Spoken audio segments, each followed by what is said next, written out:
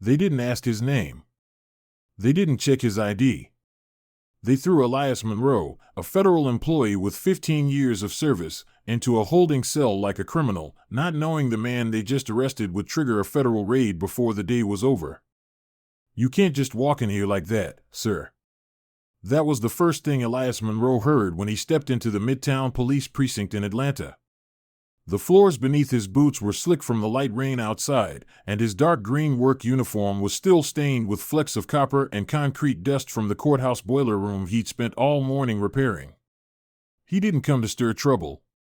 In fact, Elias believed he was doing exactly what he was supposed to do: be alert, be responsible, and speak up when something didn't sit right. That had always been his way. Elias had worked facilities and building operations at the Thurgood Marshall Federal Building for nearly 15 years. Not flashy. Not loud. Just dependable. The kind of man who fixed broken HVAC systems, patched leaky ceilings, and stayed late without ever needing praise. Most folks called him Eli, and he was fine with that. No titles, no fuss. But that morning something felt off. He'd been checking a maintenance panel near the alley gate when he spotted two men lingering near a black Dodge Charger, parked just outside the restricted staff entrance. Both were white, wearing dark hoodies, heads down. One of them opened the trunk, glanced around, and slid something beneath the vehicle, something small and metallic. Then, just like that, they vanished into the alley, no urgency, just quiet disappearance. Elias had seen a lot working in that building, but this stuck in his head like a splinter. Especially since there had been a security meeting a few weeks earlier about vehicles with out-of-state plates loitering near the building. Elias didn't waste time. He tossed his wrench bag in the back of the van, wiped his hands on a shop towel, and drove 5 minutes up the road to Midtown Precinct. He figured he'd give a quick statement, maybe point someone to the alley, and be done. Instead, he found himself standing in a tiled lobby under flickering fluorescent lights, getting stared down by a pale-faced officer with a holstered ego. "I saw something suspicious behind the courthouse loading area," Elias said plainly, hands visible, voice even. "Thought I should tell someone." The officer squinted. "You work there?" 15 years. Facilities technician. "I've got ID." From behind a nearby desk, another officer stepped out. Tall, mid-40s, with a permanent scowl and thinning blonde hair slicked back like it hadn't changed since the 90s. Detective Brian Kessler. He looked Elias up and down like he was dirt tracked in from the parking lot. "And what exactly did you see, Mr. Monroe?" "Elias Monroe." "Two men. One of them left something under a black Charger. It's parked near the restricted gate." "And you decided to play hero?" Kessler asked, stepping closer. "Thought I'd report it before someone got hurt," Elias replied. "That's how this is supposed to work, right?" Before Kessler could answer, another officer walked in, Officer Chad Weller, early 30s, wearing mirrored sunglasses indoors and chewing gum like he was trying to grind through his own boredom. He leaned on the counter and stared at Elias. "That your bag?" Elias glanced down at his tool bag, still in his grip. "Yeah. My tools. Mind if I look?" Weller didn't wait for a reply. He grabbed the bag and unzipped it. Wrenches. Pipe clamps. A voltage tester. Nothing exciting. "You know," Weller said, still peeking into the bag, "you match a description." "Excuse me?" Elias frowned. "Dark clothes, utility bag, hanging around government buildings." "Just saying." "I told you," Elias said, pulling out his ID badge, "I work in the building.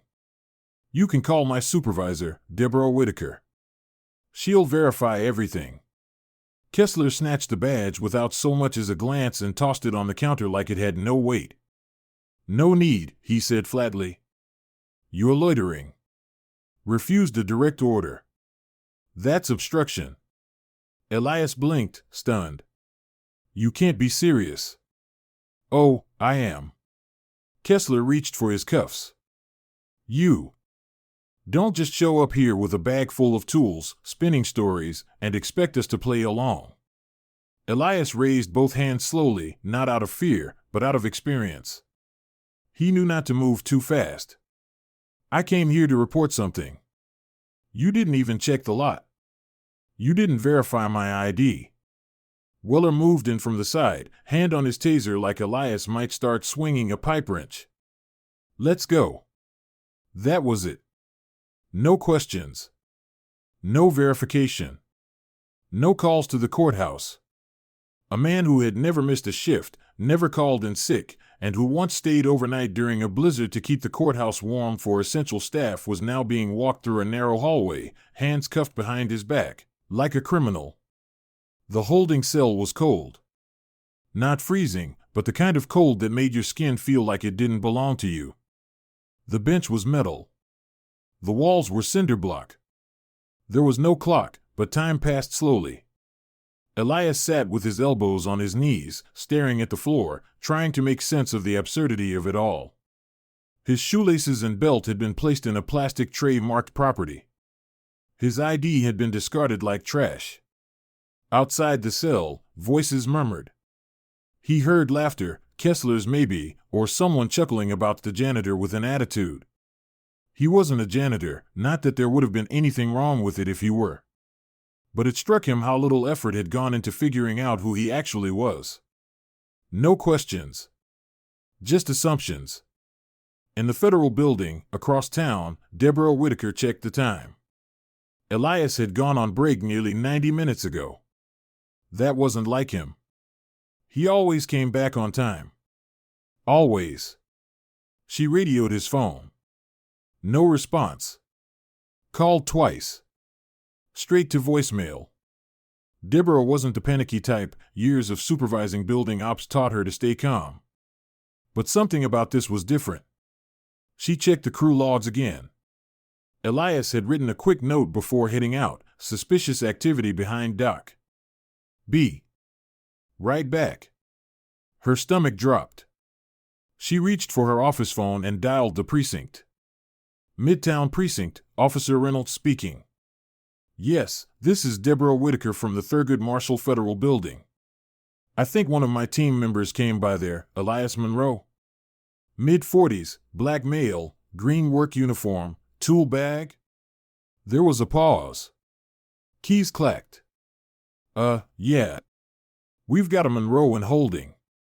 Came in about an hour ago. Charges pending. What? Deborah stood up so fast her chair rolled into the wall. Pending for what? Trespassing, obstruction. That's what it says. He's a federal employee. Did anyone even check his badge? I just have what's in the report, Reynolds replied, already sounding nervous. Deborah didn't wait. She hung up and reached for her cell. The next number she dialed wasn't listed in any public directory. It was a contact she kept for emergencies, a Department of Justice liaison who owed her a favor. And this, she decided, was an emergency. Back in the cell, Elias sat still. He could hear faint murmurs through the walls, phones ringing, doors opening and closing. He wondered if they'd even logged his arrest. He wondered if anyone had bothered to make a single call. Probably not. He looked at his hands, scarred, calloused, honest. The kind of hands that could rewire a whole floor's circuit panel and still button a shirt gently. That morning, those hands had turned a wrench under a broken sink. Now they were cuffed for being the hands of a black man in a dusty uniform carrying a tool bag near a government building. Down the hallway, someone laughed again. Then footsteps. Then silence. Elias breathed in slowly and waited, for what, he didn't know. But something had shifted. He couldn't see it yet. Couldn't name it. But it was coming. And the men who threw him in this cell were about to find out exactly who they had tried to disappear. Elias Monroe sat in the corner of the holding cell, hands folded loosely in his lap, eyes locked on the gray cement floor. The metal bench beneath him vibrated faintly from the hum of old pipes in the wall behind, and the air reeked of bleach and industrial cleaner, the kind of clean that tried to hide the dirt it never really touched. Time had started to blur. Maybe it had been an hour. Maybe 2. No one had spoken to him since they'd slammed the cell door shut. No one had offered a phone call. No paperwork. No Miranda rights. Just silence and the sound of Detective Kessler and Officer Weller talking loudly outside like nothing unusual had happened. He probably made the whole story up, Kessler had said earlier. They always do when they're covering something. You see that attitude? Weller added. Thought he was better than us. Just a janitor with a federal patch. Elias had heard it all, every smug word echoing through the vents. And still, he said nothing. Not because he was afraid, but because he'd learned long ago that when people see you as a threat, even your breath can be mistaken for defiance. So he waited, silent, the way storms gather before they break. Across town, inside a second-floor office at the Thurgood Marshall Federal Building, Deborah Whitaker stood with her phone pressed tight to her ear. The lights above her flickered once, but she didn't blink. Her hand trembled slightly, not from fear, but fury. She had just hung up with a Midtown precinct clerk who barely seemed to understand the weight of what she'd confirmed. Elias was in holding, charged with trespassing and obstruction. Elias, her most dependable team member. A man she trusted with everything from classified floor access to after-hours emergency calls. And now he was being treated like a suspect for doing what every federal employee is trained to do, report what doesn't feel right. Deborah didn't hesitate. She reached into her locked drawer, pulled out a blue folder marked confidential, and flipped through her emergency contact sheet.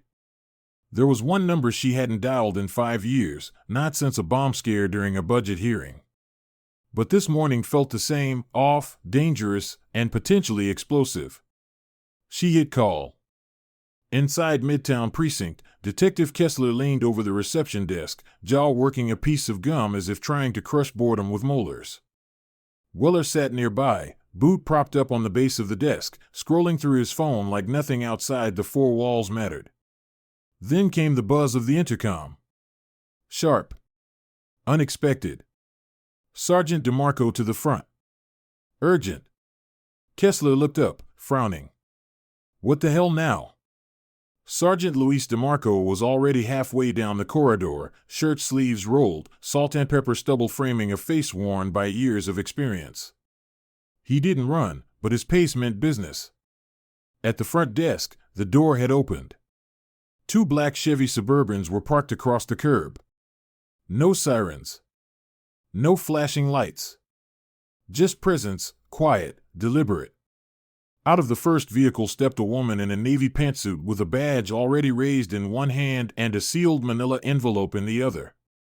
Behind her, 3 other agents followed, 2 male, 1 female, all wearing the no-nonsense expression of people who didn't come for discussion. Who's your commanding officer? The lead agent asked.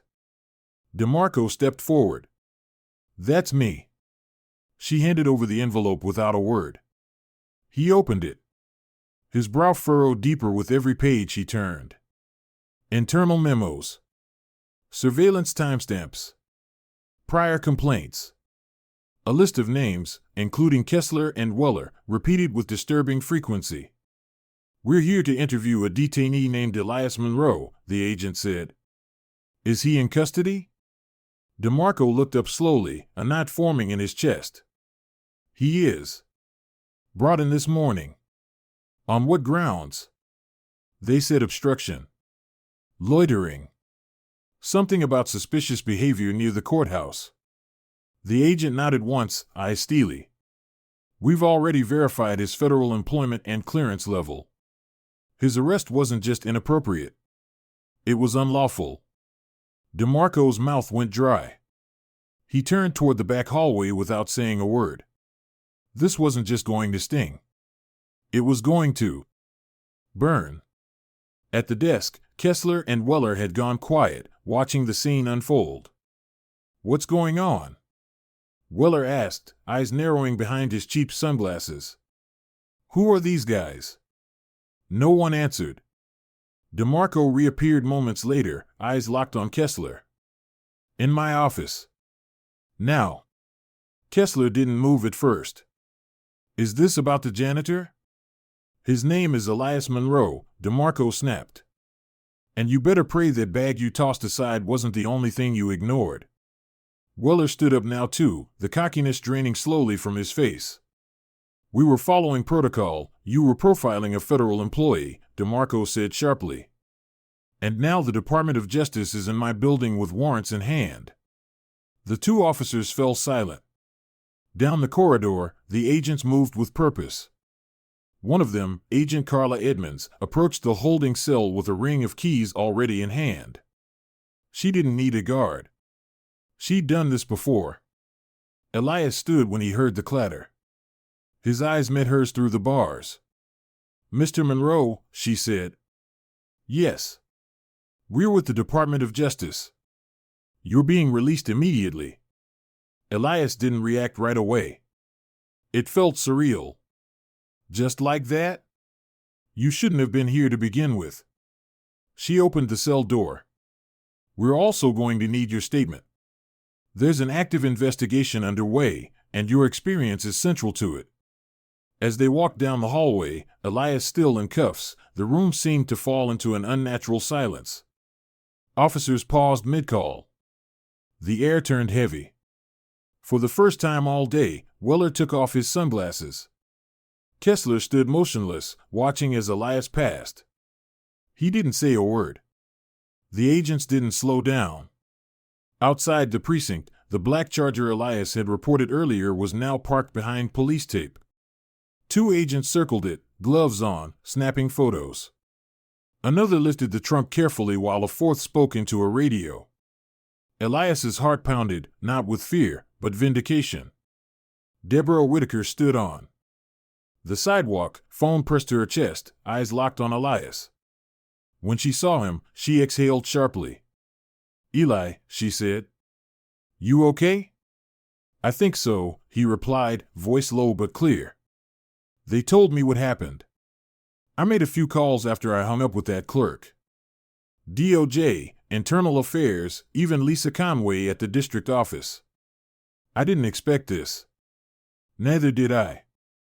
They both looked back at the station. From behind them, the front doors swung open again. Two officers flanked Kessler, hands cuffed behind his back. Minutes later, Weller followed, no cuffs yet, but his hands trembled as he was escorted past the agents. A small crowd had formed across the street. Someone was filming. News vans were already pulling up to the curb. Elias looked around, trying to catch his breath. Deborah placed a hand on his shoulder. They had no right to put hands on you. They didn't even check my ID, Elias replied with a bitter laugh. Didn't care who I was. Just saw what they wanted to see. A tall agent stepped forward with a clipboard. Mr. Monroe, we'll need your statement. We can do it at the regional office or back at the courthouse if you prefer. Elias looked back toward the skyline, where the courthouse towered above the trees. Let's do it at the courthouse, he said. I just want to go back to work. Understood. But even as he said it, Elias knew things had changed. Not just for him, but for the department, the city, and every person who'd ever been profiled for being in the wrong place while wearing the wrong uniform. This wasn't the end. It was the beginning of something much bigger. And Elias Monroe, the man they overlooked, was now the witness who opened the door. The next morning, Elias Monroe stood in his kitchen with a cup of black coffee warming his hands, the same hands that had been cuffed less than 24 hours earlier. His wrists still bore faint red lines, reminders of how quickly a lifetime of integrity could be disregarded by the wrong people in the wrong uniforms. The TV in the corner of the kitchen murmured low news chatter, just background noise, until he heard his name. Elias Monroe, a federal maintenance worker wrongfully arrested at the Midtown precinct yesterday, has become the centerpiece in a developing investigation involving officer misconduct. He turned toward the screen, heart rate steady but rising. A local reporter stood outside the police station with the same black Dodge Charger now surrounded by crime scene tape behind her. Elias turned the volume down and exhaled slowly. It was surreal, seeing himself referenced in headlines, mentioned in the same breath as words like wrongful detention and civil rights violation. He never wanted attention. He wanted to go to work, do his job, and go home. That's all. But it wasn't just about him anymore. A knock at the door pulled him back into the moment. He opened it to find Agent Carla Edmonds standing in a charcoal gray suit, holding a plain manila folder and a warm expression. "Hope I'm not too early," she said. "You're right on time." She stepped inside, accepted a mug of coffee without hesitation, and sat across from him at the kitchen table. No formalities. No recorded statements yet. Just two people who knew something important had cracked open. "I know yesterday was overwhelming," Carla began, flipping open the folder. "But what you did, the fact that you spoke up, even after they arrested you, that gave us everything we needed." Elias nodded slowly. "I didn't expect any of it. I just saw something that didn't feel right. And you followed protocol. Kessler and Weller didn't." Carla tapped the top of the folder. "They've been flagged in. At least 9 internal complaints over the last 3 years. Most got buried. Yours was the first incident we caught with full surveillance, audio, and chain of custody. We can prove they never checked your ID. Never documented a formal arrest. They fabricated charges from the moment you walked in." "I wasn't trying to get anybody fired," Elias said, voice level. "I just didn't want something dangerous to go unnoticed." Carla looked at him carefully. "You didn't get them fired. Their choices did that. You just exposed what they'd been doing in the dark." The two sat in silence for a moment as the hum of the refrigerator filled the space between words. Carla finally pulled out a pen. "You ready to walk me through the whole timeline? We're compiling a federal review report. Your testimony will help cement the case." Elias exhaled through his nose. "Yeah. Let's do it." For the next hour, he retraced every step, spotting the charger, watching the two men disappear down the alley, his drive to the precinct, the moment everything tilted sideways the second they saw him in his uniform. Carla took notes diligently, occasionally nodding or underlining. When he described Kessler tossing his ID on the desk without looking at it, her jaw tightened. "They didn't see you as a person," she muttered. "They saw a uniform. They saw skin. And they assumed threat before they saw facts." "That's the part that hurts the most," Elias admitted. "Not the cuffs. Not the cell. Just knowing that if I looked different, talked different, stood different, maybe they would have listened." Carla closed the folder. "They didn't just not listen. They ignored you. And now the whole system's going to answer for that." That afternoon, Elias returned to the courthouse. His badge had been reactivated that morning, and the security guards who'd always waved him through now stood a little straighter when he approached. He nodded back, gracious but not gloating. As he stepped into the break room, conversation stopped for a moment. Not in awkwardness, but in recognition. A copy of the local newspaper sat on the table.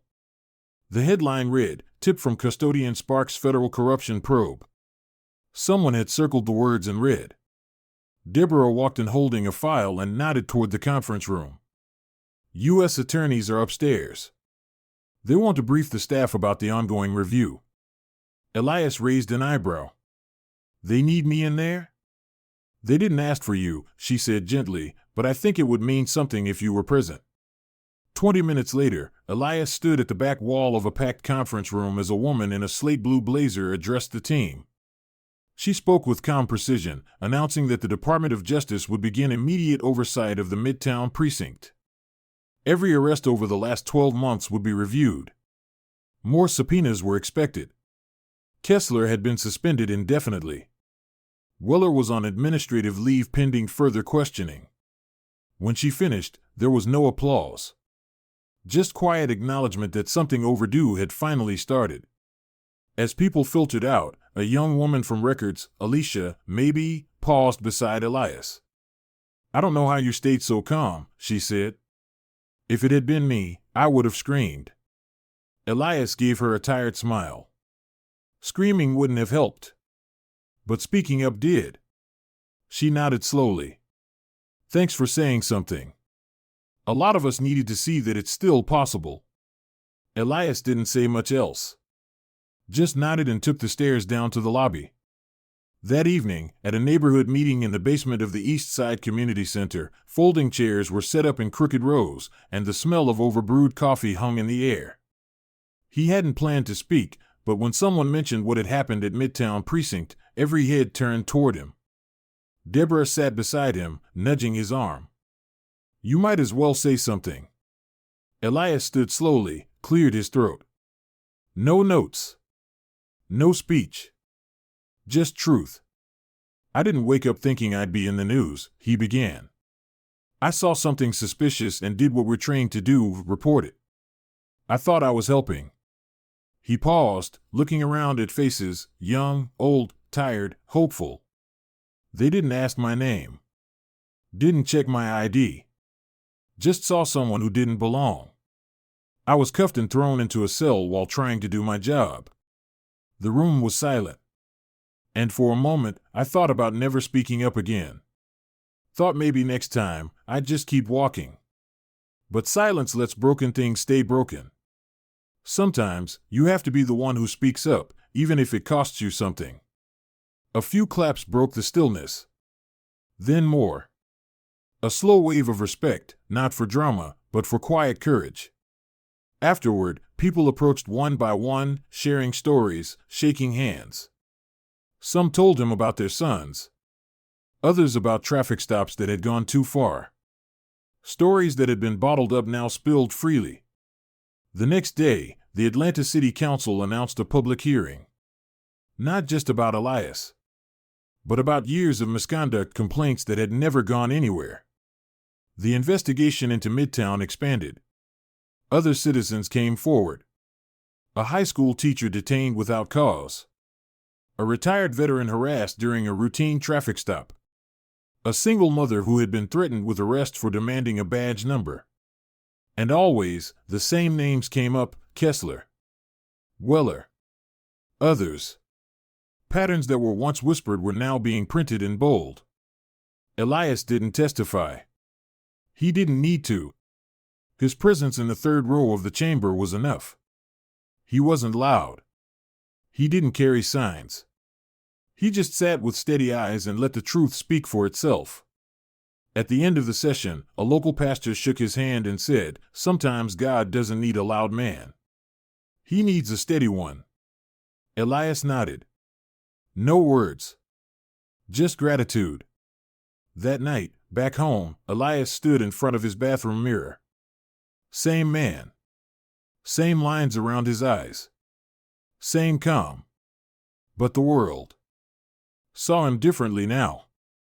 Not because he shouted, but because he didn't turn away. A week later, he received an email from a local high school. The principal invited him to speak to a civics class. Nothing formal. Just share his story. He stared at the message for a long time. Then typed back, "I'll be there." Because if his story could help one student speak up, or one officer think twice, then everything that followed, every silent minute in that cell, every fingerprint, every headline, had meaning. And maybe that's how change begins. Not with speeches. Not with marches. But with someone who sees what others ignore and says, "This isn't right." Elias Monroe never asked to be a symbol. He just didn't walk away. And now, because of that, others were finally being seen too. Elias Monroe never asked to be the center of attention. He didn't carry a badge, wear a robe, or stand behind a podium.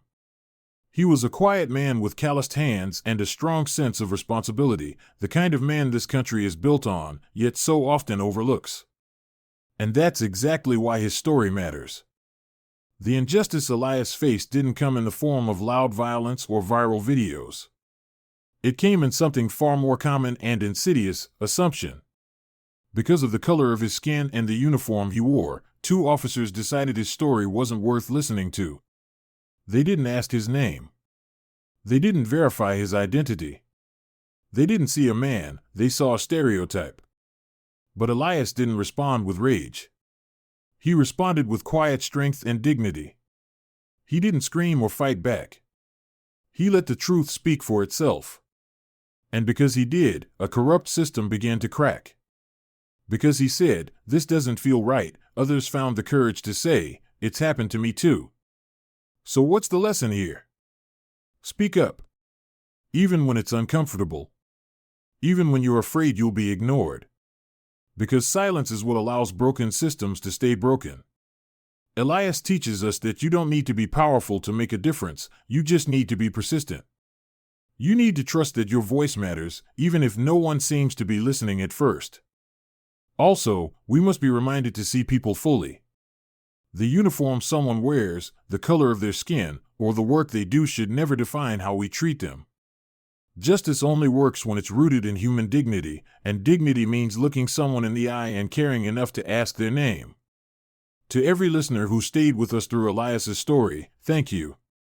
On behalf of U.S. Instructive Stories, we are deeply grateful for your time, your reflection, and your willingness to lean into stories that challenge us to think bigger and feel deeper. If this story moved you, please consider sharing it. These are the moments that create ripples, the kind that change policies, shift perspectives, and heal wounds. And if you've ever felt unseen, unheard, or disrespected for who you are, may this story remind you, you matter, your voice matters, and change starts with you. Until next time, thank you for listening to U.S. Instructive Stories, where voices like Elias's are never forgotten.